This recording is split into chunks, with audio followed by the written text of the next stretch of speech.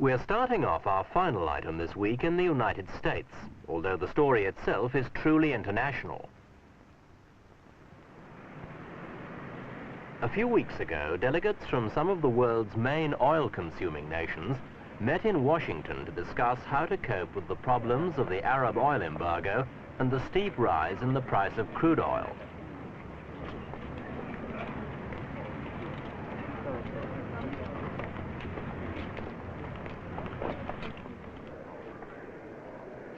They had a lot to talk about, for the world's industrialized economies are all suffering from inflation to one degree or another, and the oil crisis can only make it worse.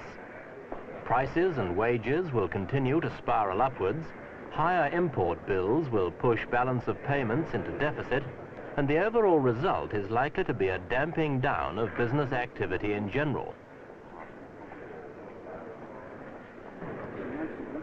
But the possibility of a major recession seems remote, and although the developed nations aren't agreed on exactly how to deal with the crisis, there's little doubt that they'll survive with their basic prosperity intact. For the developing nations, however, it's a very different story.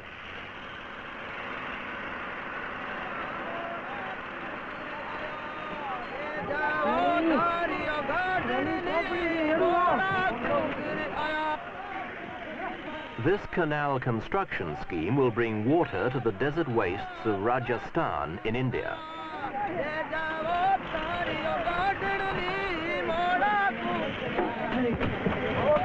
Most of the work is done by hand, although machines are available for the major earth-moving jobs.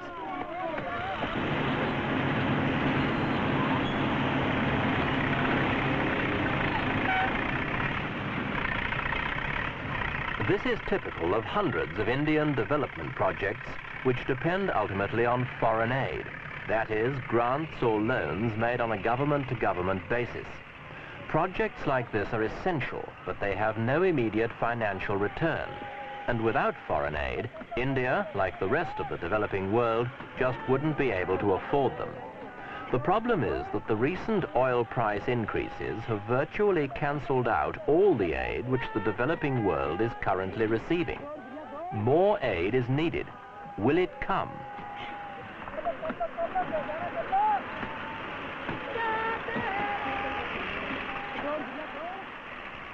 The Rajasthan Canal scheme provides a fair example of the kind of problems involved.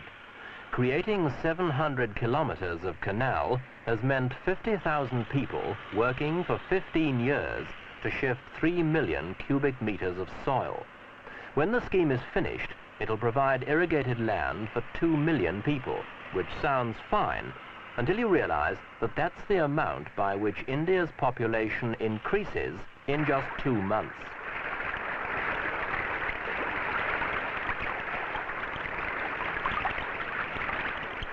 Where water is already plentiful in a developing nation, such as here in Thailand, foreign aid can teach local farmers how to get more out of the soil by using new seed varieties and improved methods of agriculture.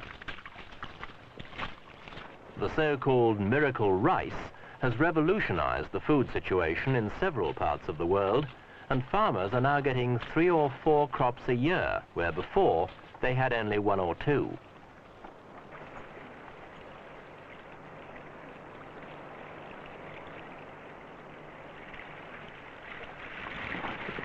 Not everyone agrees that foreign aid is beneficial in the long run, and Thailand is sometimes quoted as an example. The Thai capital, Bangkok, is as noisy, crowded and polluted as any Western metropolis, and its inhabitants have many of the same expectations of the good life as their Western counterparts. This, say some economists, is a dangerous illusion which can only be maintained by distorting the true nature of the country's economy.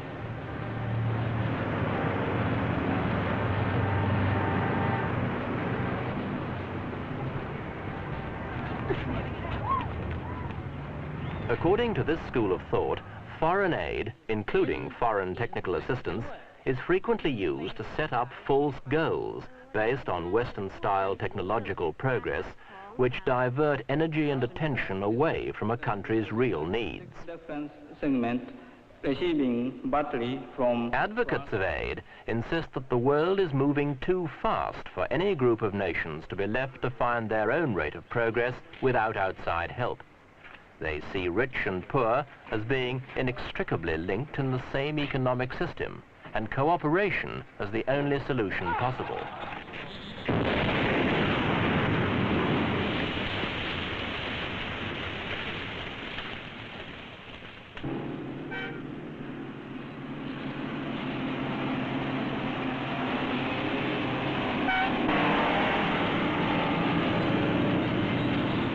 Progress, when it comes, is certainly irreversible. New roads cut through areas which will never be the same again, bringing mobility to people who before had no choice but to stay put.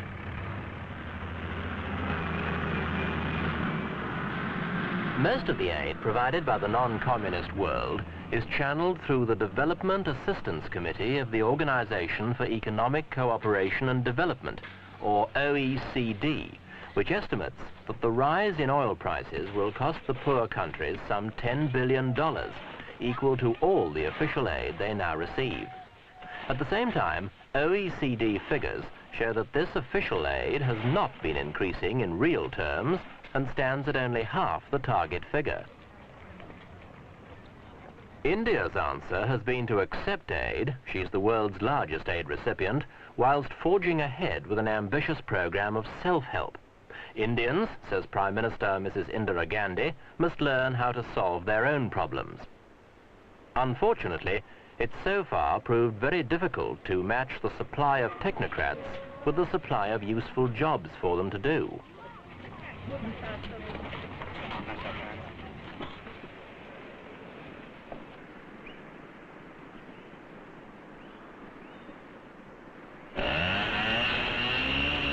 As the opponents of aid programs have pointed out, technical progress has usually brought its own problems. The so-called Green Revolution, for example, needs huge inputs of irrigation water and fertilizer for the new seed varieties to succeed. But irrigation schemes can be expensive to create and maintain, and the fertilizer often has to be imported, putting yet another burden on the balance of payments. The same is true of much of the equipment which the new farming methods demand.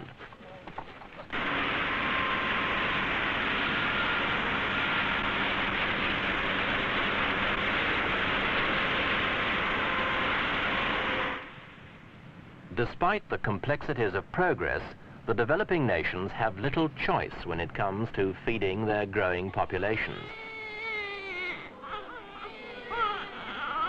The population explosion is, in the eyes of many experts, a permanent and growing danger, besides which temporary problems, such as the oil crisis, pale into insignificance. Ironically, it's a problem that's been made worse by the aid-financed health programs, which have already done much to eradicate disease and increase life expectancy in the developing nations.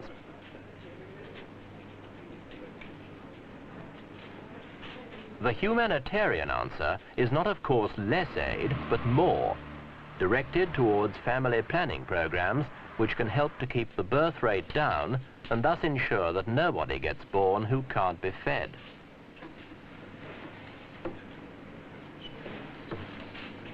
India has adopted family planning enthusiastically, and yet even the most optimistic forecasts seem to indicate that the population is growing faster than food resources.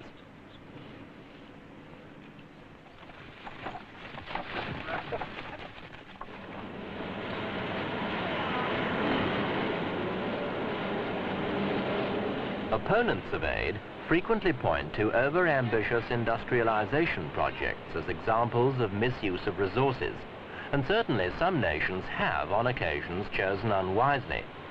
But properly planned industrialization can be of immense value in stimulating other parts of the economy and cutting down imports of expensive manufactured goods from the developed countries. Often it's true the new factories appear as intruders in societies which in all other respects are pre-technological.